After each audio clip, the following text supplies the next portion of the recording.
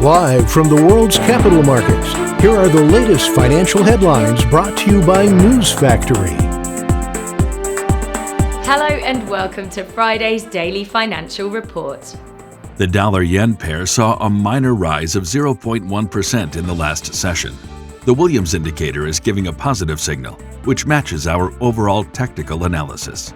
The Bitcoin dollar price remained largely unchanged in the last session. The MACD is giving a positive signal. The gold gained 0.7% against the dollar in the last session. The ROC is giving a positive signal. The oil dollar price remained largely unchanged in the last session. The stochastic RSI is giving a negative signal. And now let's hear what our chief analyst picked up for us today.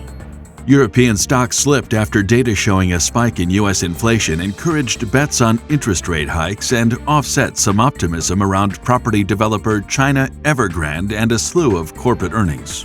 2 days after Discord CEO teased a possible crypto wallet integration, he said there's no plan for now to carry out the idea.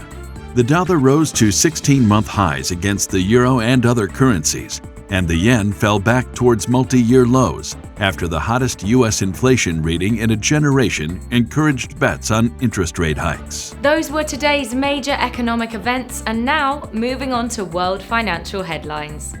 The U.S. Michigan Consumer Sentiment Index will be released at 1500 GMT. The U.S. JOLTS job openings at 1500 GMT. The U.S. Baker Hughes U.S. oil rig count at 1700 GMT.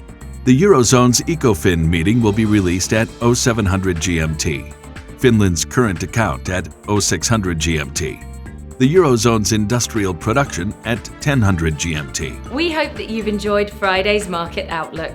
On behalf of all of us here, we wish you a productive trading day.